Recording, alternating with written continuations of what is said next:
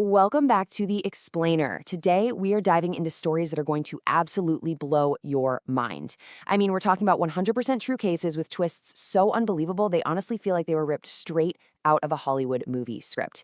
But trust me, every single detail we're about to cover actually happened. So grab your mental notepads because we are going to dissect some incredible webs of deception, aliases, and shocking revelations that left investigators completely stunned. To make sense of all this chaos, we're going to break it down into a highly structured three-act anthology.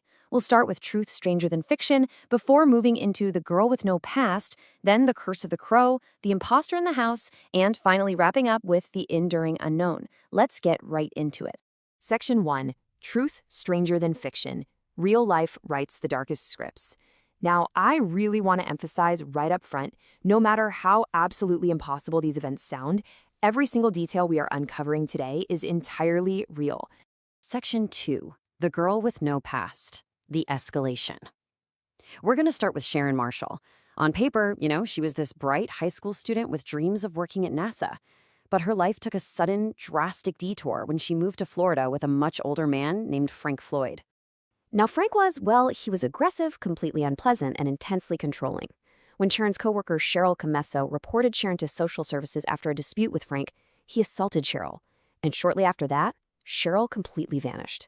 Meanwhile, Sharon, who was reportedly planning to leave him, became the victim of a sudden, fatal hit-and-run accident. Frank's chilling threat that if she ever left him, he'd kill her, perfectly captures the dread surrounding her sudden death. It was an accident that a doctor actually flagged as a homicide, noting old bruises and a head injury that just were not consistent with a car crash. Okay, let's really dive into this because this is where the thread just completely unravels. Following Sharon's death, Frank tried to claim her $80,000 life insurance policy, but because he constantly used aliases, his social security numbers kept bouncing. So he finally had to use his real name, Franklin Delano Floyd. Instantly, authorities realized Frank was a fugitive. Back in 1962, he was convicted of abducting a 4-year-old, escaped a mental hospital, robbed a bank, and then literally spent the 70s skipping bail under fake names. He had finally been caught by his own greed. But guys, this builds into an absolute nightmare. Sharon had a young son named Michael. After Frank went to prison for his past crimes, Michael went into foster care. A DNA test proved Frank wasn't even the father, which completely severed his visitation rights. So, upon his release in 1994, Frank executed this terrifying revenge plot. He held Michael's school principal at gunpoint, tied him to a tree, and kidnapped the boy. Frank was captured 2 months later, but Michael was nowhere to be found, and Frank coldly refused to tell police where he was. Then, in 1995, a horrifying reality came to light. Photos found in an abandoned truck linked Frank not only to murders, but to unimaginable acts of prolonged child abuse. Sharon Marshall was not who she thought she was. She was actually Suzanne Marie Savarkis, a child Frank had kidnapped from his own wife back in the 1970s. He raised her under a false identity, repeatedly assaulted her, forced her into marriage, and ultimately killed her. It is just a deeply, deeply disturbing testament to the true depths of his depravity. Section 3. The Curse of the Crow. Shifting Blame. For our second case, we're traveling across the world to France in 1984 to discuss the tragic and highly publicized murder of 4-year-old Gregory Villemin. The Villemin family was incredibly successful and happy until they became the target of anonymous, paralyzing threats.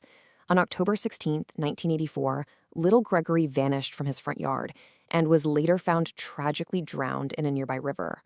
The very next day, his father, Jean-Marie, found a letter from the killer, who went by the nickname The Crow. It read, "I hope you die of grief, boss.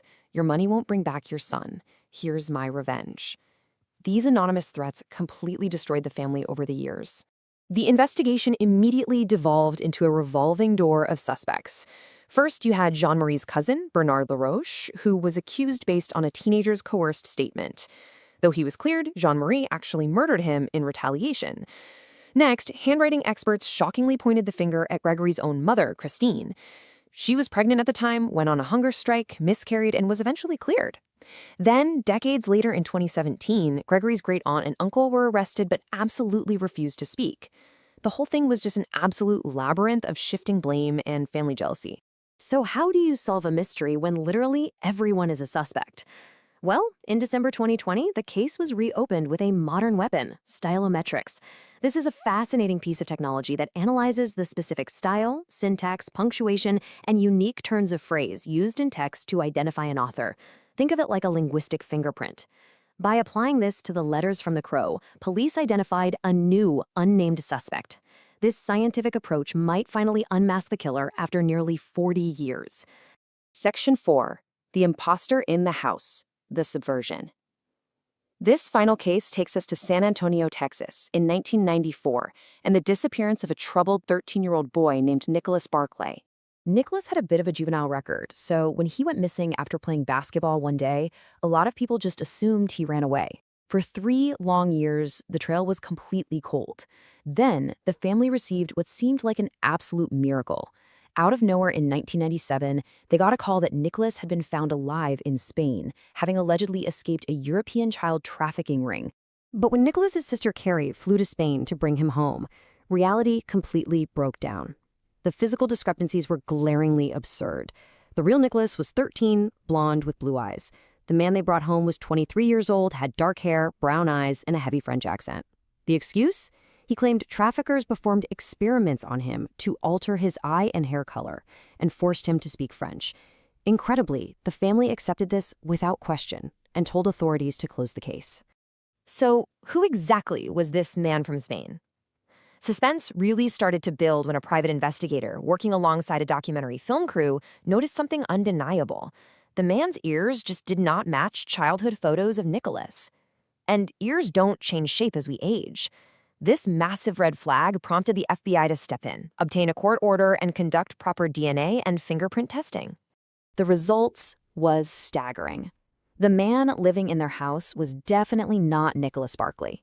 He was Frederic Pierre Bourdain, a 23-year-old French con artist nicknamed the Chameleon. Unbelievably, he had successfully used over 500 different false identities throughout his life. He was quite literally a professional imposter. Frederick was ultimately sentenced to 6 years in prison for passport fraud and perjury. But while the imposter was finally unmasked, it forces us to pivot back to an even darker, unresolved question at the core of all this. So, where is the real Nicholas? Well, the plot thickens terrifyingly. Frederick made a shocking claim from prison. He said he didn't fool the Barclays at all. He alleged that the sister, Carrie, actively fed him family knowledge to help him pass the police tests. Furthermore, investigators noted that Nicholas's brother, Jason, made a highly suspicious 911 call 3 months after the disappearance, claiming he heard Nicholas breaking into the garage. That is actually a really common tactic murderers use to make it seem like their victim is still alive. The prevailing theory from investigators and Frederick himself is that the family willingly used the imposter to cover up the fact that Nicholas had been murdered by a family member. Tragically, before Jason could be fully investigated, he died of a drug overdose, and the case went completely cold. Section 5. The Enduring Unknown: Secrets Behind Closed Doors. As we connect these 3 incredible cases together, a terrifying common theme emerges: the devastating power of deep family secrets. From Frank Floyd stealing a child's entire identity, to the shifting blame and anonymous terror of the Villemin family, to the Barclays willingly embracing a complete stranger to potentially cover up a crime. Aliases, deception, and hidden truths create these complex labyrinths that investigators are often trapped in for decades. It really makes you realize how hidden the truth can be, which leaves us with this final, chilling thought. What dark secrets are still hiding behind closed doors? Thank you so much for joining me for this explainer. Keep that curiosity alive, and I will see you in the next one.